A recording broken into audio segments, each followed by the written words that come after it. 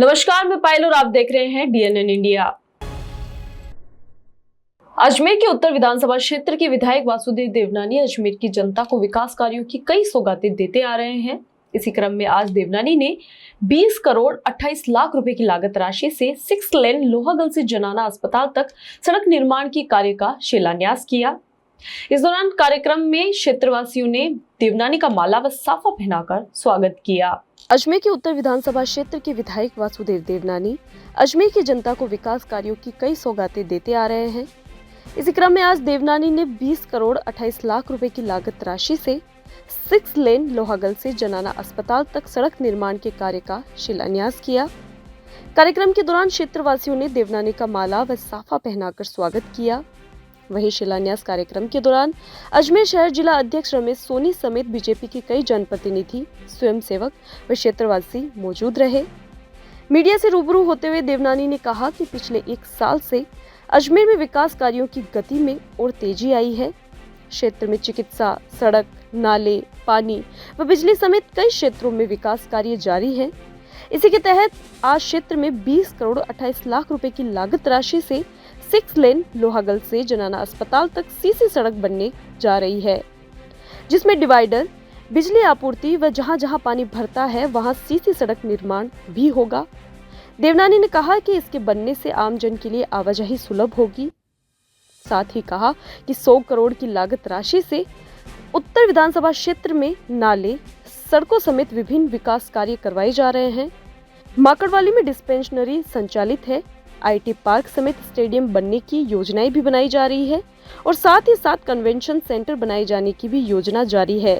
देवनानी ने कहा कि विकास कार्यों से क्षेत्र में न केवल सुंदरता आएगी बल्कि रोजगार भी बढ़ेगा। बिजली के लिए करोड़ों रुपए की लागत राशि से नया GSS बनने जा रहा है, जिससे निश्चित तौर पर क्षेत्रवासियों की बिजली की समस्या को दूर किया जाएगा। अजमेर में विकास के काम गत 1 वर्ष से अपनी तेज गति से चल रहे हैं और दृष्टि से चिकित्सा, सड़क, नाले, पानी, बिजली सभी क्षेत्रों के अंदर विकास के काम की गति चल रही है। कुछ उद्घाटन हुए हैं, कुछ होने जा रहे हैं। आज इस क्षेत्र के अंदर 20 करोड़ 28 लाख की लागत से लगभग 3 किलोमीटर लंबी ये सड़क जो 6 लेन बनने जा रही है, जिसमें डिवाइडर भी होगा और बिजली अन्य सुविधाएं भी होंगी और इसके अंदर जहां पानी भरता है वहां 700 मीटर सीसी सड़क भी होगी। ये सब मिला करके यह एक तरह से लोहागल चौराहे से लेकर के जनरल हॉस्पिटल तक ये बनेगी। मैं समझता हूँ शायद धीरे धीरे ये पूरे अजमेर की मुख्य सड़क बनने जा रही है। अब तक तो केवल जयपुर से अजमेर आने का एक ही मार्ग था, जयपुर रोड का। ये एक और मार्ग उसके लिए खड़ा होगा। यहाँ से हम नागौर और बाकी शहरों की ओर भी ये सड़क बनने के बाद लोगों को सुविधा बनेगी।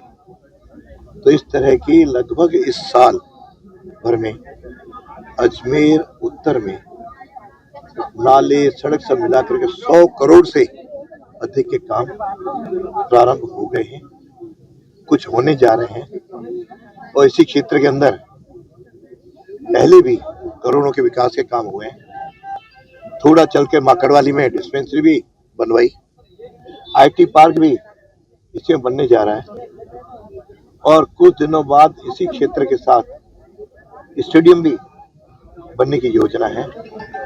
और जहां अभी नगर निगम का भी कार्यालय मेन यहाँ आ गया है और उसके ही साथ में एक बहुत बड़ा कन्वेंशन सेंटर भी बनाने का सरकार ने घोषणा की है, जमीन भी तय कर ली है। मैं समझता हूँ शायद आज भूतो न भविष्यति अजमेर की इस लोहागल में इतने सारे विकास हो रहे हैं और विकास से केवल सुंदरता नहीं आएगी, साथ में यहाँ पर हमको रोजगार के अवसर भी उसके साथ बढ़ेंगे और इस सड़क के साथ साथ इस लोहागल के अंदर पूर्व में एक संस्कृत कॉलेज भी शुरू हुआ और आगे भी निरंतर गति बढ़ने वाली है। बिजली की सुविधा के लिए भी अजमेर में लगभग 150 करोड़ से नया जीएसएस बनने जा रहा है। अगले 25 साल तक कितना ही अजमेर बढ़ जाए, बिजली की समस्या नहीं आएगी। इस तरह के सभी पहलुओं को ध्यान में रख करके विकास के काम शुरू हुए हैं। मुझे लगता है कि आगामी कुछ वर्षों में ये अजमेर एक नया अजमेर बन करके एनसीईआरटी के सौजन्य से राजस्थान माध्यमिक शिक्षा बोर्ड व परख के संयुक्त तत्वावधान में माध्यमिक शिक्षा बोर्ड के सभागार में सोमवार को 5 दिवसीय कार्यशाला आयोजित की जा रही है, जिसके तहत नई शिक्षा नीति 2020 में जुड़े नए विषय होलिस्टिक प्रोग्रेस कार्ड पर चर्चाएं की गई। ये कार्यशाला 18 अगस्त यानी आज से शुरू होकर 22 अगस्त 2025 तक चलेगी। एनसीईआरटी के सौजन्य से राजस्थान माध्यमिक शिक्षा बोर्ड व परख के संयुक्त तत्वावधान में माध्यमिक शिक्षा बोर्ड के सभागार में सोमवार से 5 दिवसीय कार्यशाला आयोजित की जा रही है, जिसके तहत नई शिक्षा नीति 2020 में जुड़े नए विषय होलिस्टिक प्रोग्रेस कार्ड पर चर्चाएं की गई।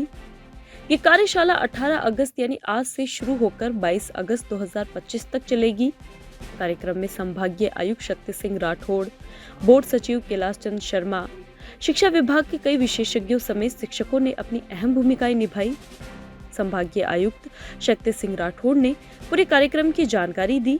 वहीं माध्यमिक शिक्षा बोर्ड के सचिव कैलाश चंद्र शर्मा ने बताया कि होलिस्टिक कार्ड के माध्यम से अभ्यर्थियों के सर्वांगीण विकास को कैसे प्रदर्शित किया जा सकता है, किसी अभ्यर्थी की दक्षता आधारित मूल्यांकन के लिए किस प्रकार क्वालिटी प्रश्न पत्र का निर्माण किया जाना है, इन सब के संबंध में शिक्षकों को प्रशिक्षण दिया जाएगा। देश के विभिन्न जगहों पर संचालित माध्यमिक बोर्ड के समतुल्य अजमेर माध्यमिक शिक्षा बोर्ड की कार्यप्रणाली को लेकर एनसीईआरटी विशेषज्ञों द्वारा प्रशिक्षण दिया जाएगा। पूरे कार्यक्रम में 140 सहभागी शिक्षकों ने अपनी भागीदारी निभाई।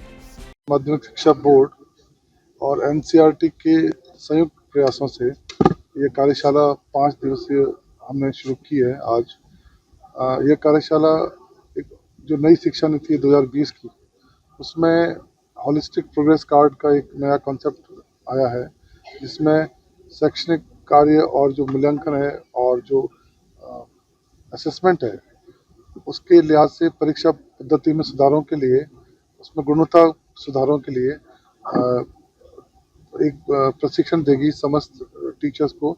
यहाँ लगभग 140 सहभागी टीचर्स आए हैं वो राज्य से, इनको प्रशिक्षण दिया जाएगा और ये आगे जाके पूरे राज्य में प्रशिक्षण प्रदान करेंगे और शिक्षा की गुणवत्ता में और जो परीक्षा पद्धति है, परीक्षा प्रणाली है, उसमें और उसको बेहतर बनाने के लिए जो भी प्रयास है शिक्षा नीति के अंतर्गत, उसके लिए ये कार्यशाला आयोजित की गई है।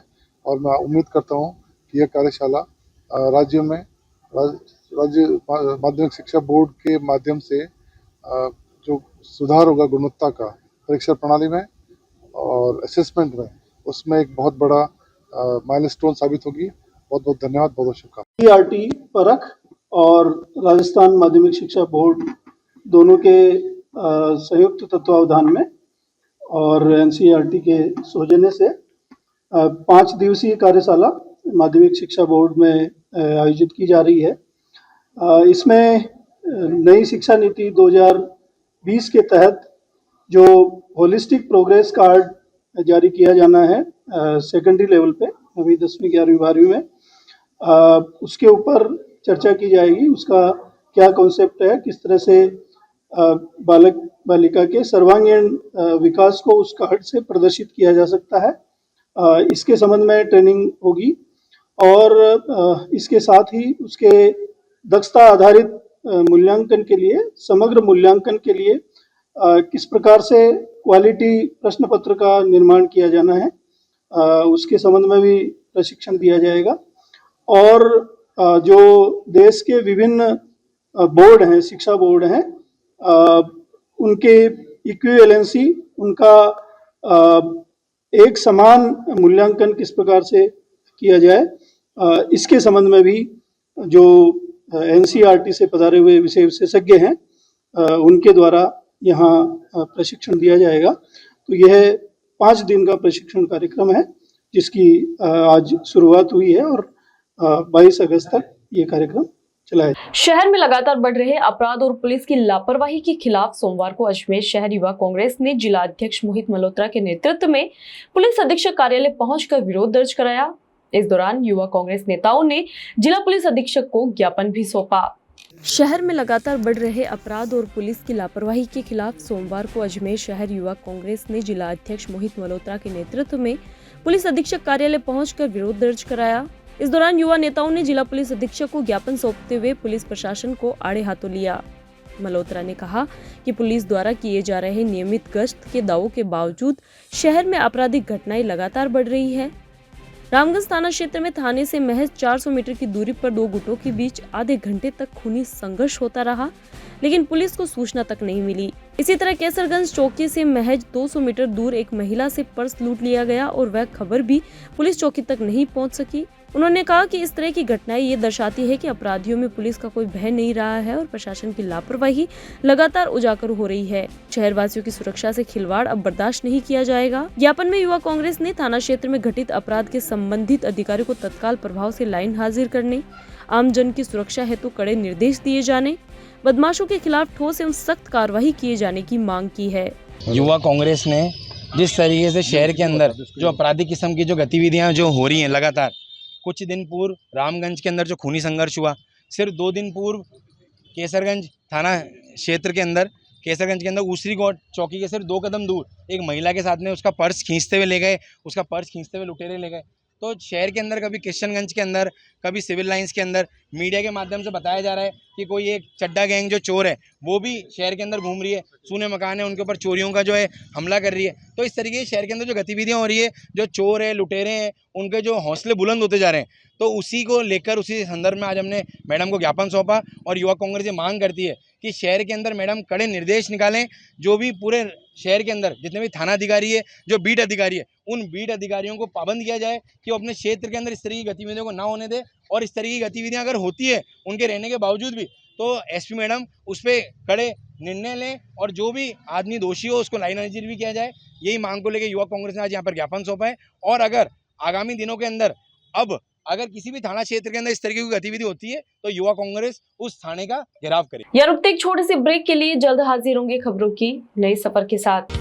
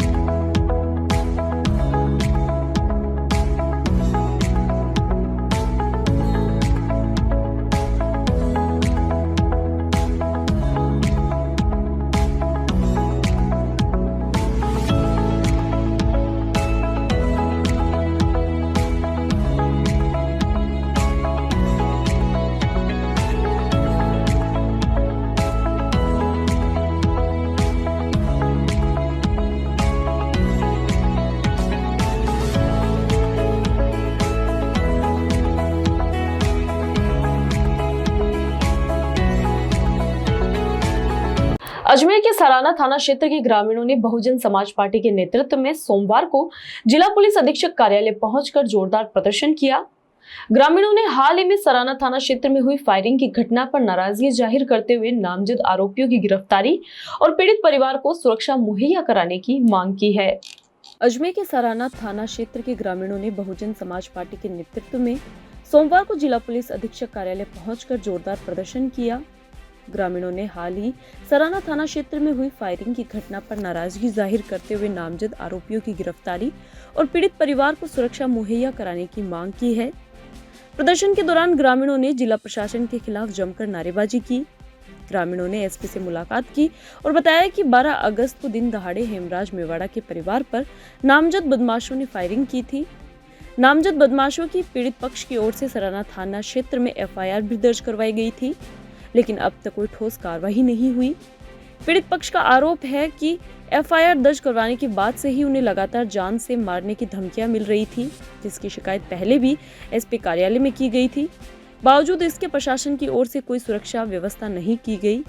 इस लापरवाही के चलते अब बदमाशों ने पीड़ित परिवार के घर पर दोबारा 2 राउंड फायरिंग की, जिससे लोगों में भय और रोष व्याप्त है।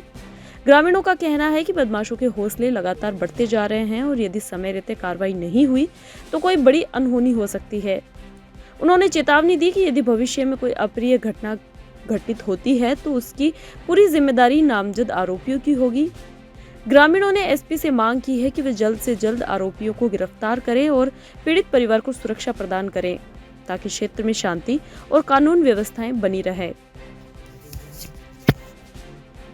देखिए, ऐसा है कि 12 तारीख को सराना थाना क्षेत्र में हेमराज मेवाड़ा के घर पर कुछ नामजद आरोपियों ने 2 राउंड फायरिंग करी थी, जिसको लेकर हम एसपी साहब से मुलाकात करने आए कि उन आरोपियों की तुरंत गिरफ्तारी की जाए और जो पीड़ित है उसको सुरक्षा मुहैया कराई जाए, क्योंकि पूर्व में भी उन लोगों ने इनके धमकी दी थी, जिसकी लेकर हम एसपी साहब से मिले थे, जिसपे कोई कार्रवाई नहीं हुई, जिससे उन मुलजिमों के हौसले बुलंद हो गए और वो इनके घर पर आकर 2 राउंड फायरिंग करके कल इनकी जान चली जाती है। तो जो नामजद आरोपी है उनका ही रोल रहेगा इसमें। कब का मामला है ये 12/8/2025 की बात है। सराना किससे मिलने आए आप लोग? आज एसपी साहब से मिलने आए हम।